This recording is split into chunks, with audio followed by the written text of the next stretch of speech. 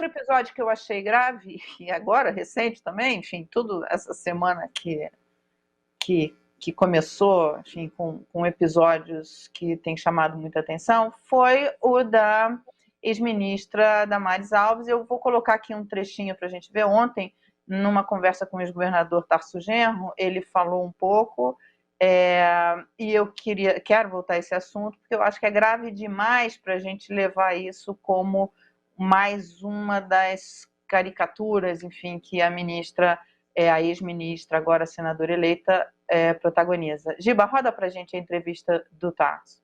É uma fala de uma psicótica atormentada, né? Porque ela falou, inclusive, num ambiente que tinha crianças lá. Né? Exatamente. Isso circulou no mundo inteiro, né? E as crianças escutaram tudo aquilo, certamente, com abalos psicológicos também, que vão ter alguma correspondência na sua vida. Né? E ela cometeu um crime, né? Ela cometeu um crime, porque ela fez acusações em abstrato, mas para uma determinada comunidade política da região, e o fez de maneira absolutamente irresponsável e odiosa, né? E de uma forma que chega a surpreender. O próprio bolsonarismo, vamos dizer assim, moderado, será que ele existe? Ele deve estar apavorado, né, com esse tipo de coisa. Então nós temos que, vamos dizer assim, retomar a responsabilidade cívica no Brasil. Eleição não é brincadeira e debate político não é xingamento, e nem as pessoas podem expor, a partir da desculpa do debate político, as suas taras e os seus tormentos individuais de uma maneira escabrosa, como fez essa senhora. É, de fato, uma maneira escabrosa, né, Luiz Fernando? Mas, além disso, é um crime, né? Principalmente porque os jornais mostram hoje, ontem já começaram a mostrar algumas matérias, de que ela usou uma história, enfim, uma ficção que circula nas redes já há muito, muito tempo, enfim. É muito grave o que ela fez, ou eu estou exagerando? Olha, Mara, eu acho que você não está exagerando, não. Eu acho que é gravíssimo o que ela fez. Né?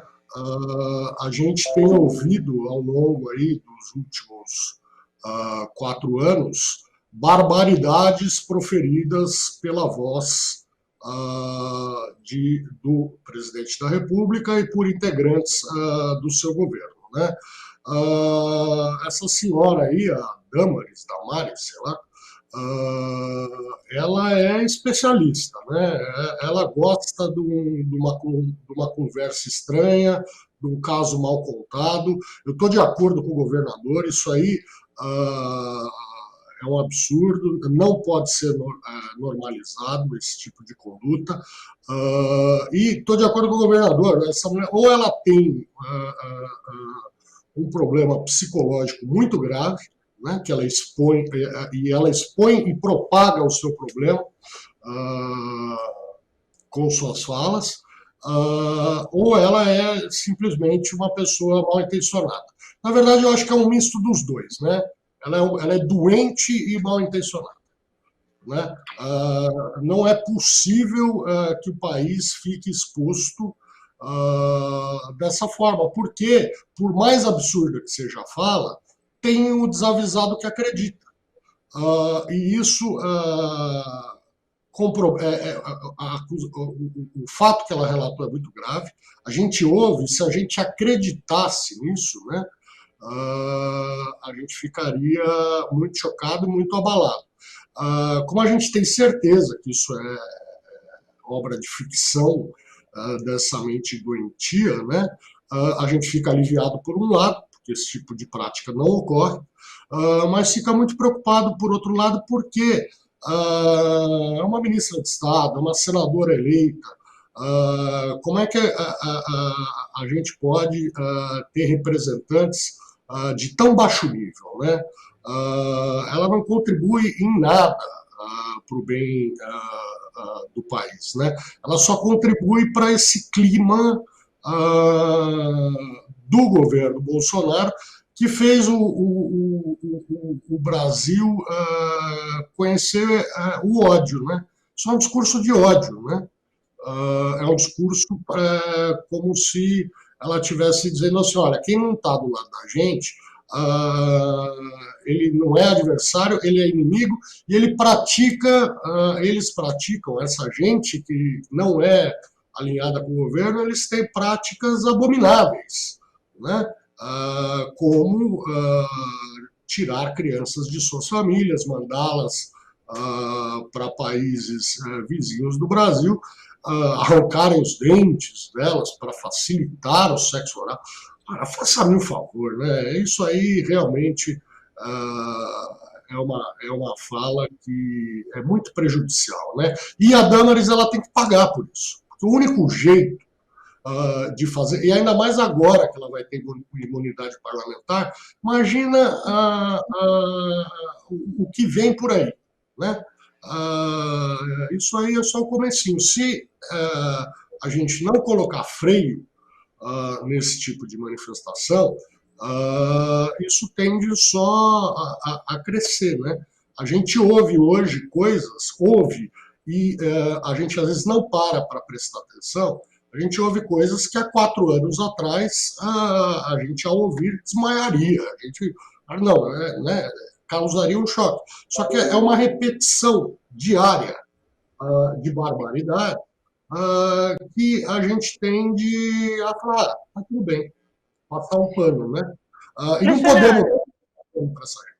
Você pontuou bem a questão dela ser senadora eleita e por isso ela se sentiu livre para falar. Quer dizer, primeiro é o seguinte, se houvesse de fato isso, quer dizer, se alguém acredita que de fato ocorreu esses relatos que ela faz, o governo tem uma responsabilidade enorme de não ter investigado. Eu perguntei à assessoria dela o que providências foram tomadas, uma vez que ela se diz ciente desse tipo de abusos, gravíssimos. É um crime horroroso se tivesse ocorrido. Então, o governo deveria ter se mobilizado para, enfim, para investigar, para prender, para punir os criminosos, enfim.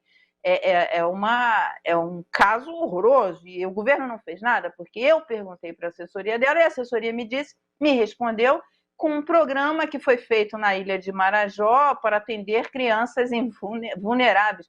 Olha, programas para atender crianças vulneráveis tem que ter no país inteiro. Isso não é uma questão de programa para atender crianças vulneráveis, é uma questão de um caso de polícia de investigação gravíssima, que ela deveria ter pilotado como ministra, deveria ter acionado Polícia Federal, enfim, o diabo, devia ter feito o diabo para poder coibir e punir quem faz esse tipo de crime. Uma vez se ela não faz isso, já é um crime, quer dizer, tem que ser responsabilizada por não ter feito?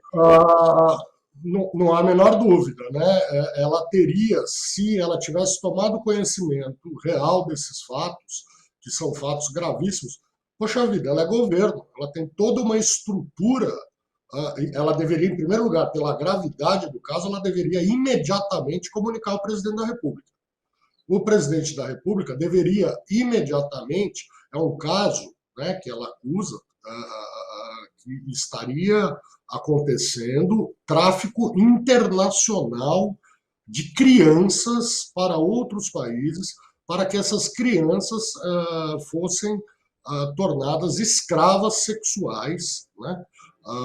Que essas crianças teriam seus dentes arrancados para facilitar o sexo oral, que essas crianças seriam alimentadas com uma papinha para facilitar a digestão e ter um sexo anal mais limpinho, vamos dizer assim.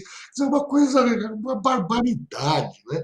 Quer dizer, então, se verdade fosse, né, comunicasse ao presidente da República, o presidente da República teria a obrigação de colocar um efetivo da Polícia Federal, deveria movimentar a Polícia Federal, seria o caso de movimentar inclusive as Forças Armadas, porque trata-se de um caso de uma acusação de tráfico internacional, né? E ela não fez nada disso, né? Ela veio dizer agora eu tenho liberdade para dizer e tal. Por quê? Ela, ministra de Estado, ela se sentia coagida, ela tem todo o poder do governo federal, ela tem todo o aparato do Estado, ela tem acesso ao presidente da República, que é o chefe direto dela. como é que ela poderia ter tomado conhecimento de algo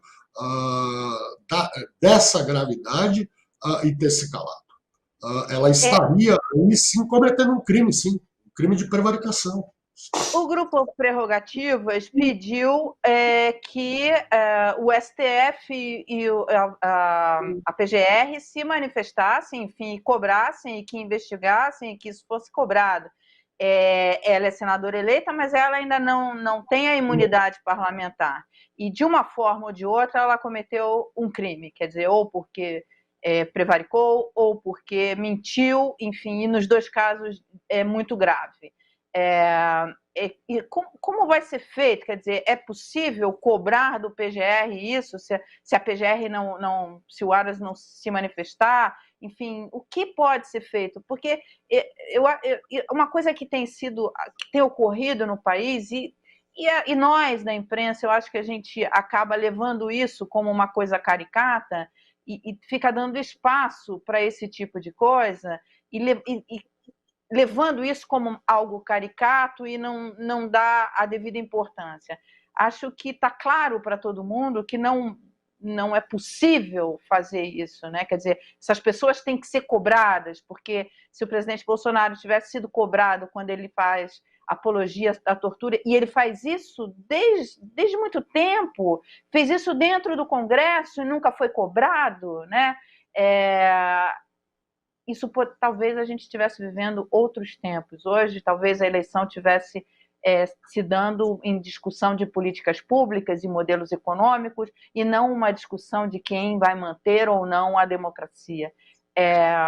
Como é que se pode tratar um caso, para que esse caso Damares não caia num esquecimento, ou não caia apenas de é uma maluca falando coisas maluquices, como sempre falou? Então, Mara, eu acho isso, né, da gente pensar, é mais uma maluca falando mais uma maluquice. Acho que isso é muito, a gente vai estar errando muito se a gente fizer isso. Porque nós tivemos, durante 27 anos, entre vários deputados que são realmente personagens caricatos, nós tivemos um personagem caricato, um deputado de baixo clero, um deputado que só falava asneira, um deputado, como você disse aí, ele, na votação do impeachment da presidenta Dilma, ele fez uma exaltação ao brilhante Ustra, o mais notório torturador da ditadura militar brasileira. E isso, o cara fez uma homenagem ao brilhante... Poxa, isso já era por si gravíssimo, né? Só que todo mundo, olha lá, ele falou que ele não estupraria a mulher porque ela é feia. E as coisas vão se sucedendo, ninguém toma nenhuma providência. A tendência é que as pessoas normalizem esse tipo de fala, esse tipo de barbaridade, e isso vai escalando, né? Isso vai não crescendo. A pessoa que está promovendo esse tipo de discurso mentiroso, esse tipo de discurso de pânico eleitoreiro e de pânico, para causar um pânico na população, tem que ser responsabilizada. E você bem lembrou, a Damares ela não tem imunidade parlamentar no momento. A imunidade parlamentar que ela vai adquirir depois, quando ela for senadora, também é bem questionável, né? Porque a imunidade parlamentar ela não serve para o parlamentar sair por aí, serve para o parlamentar ter a segurança de dar suas opiniões, né?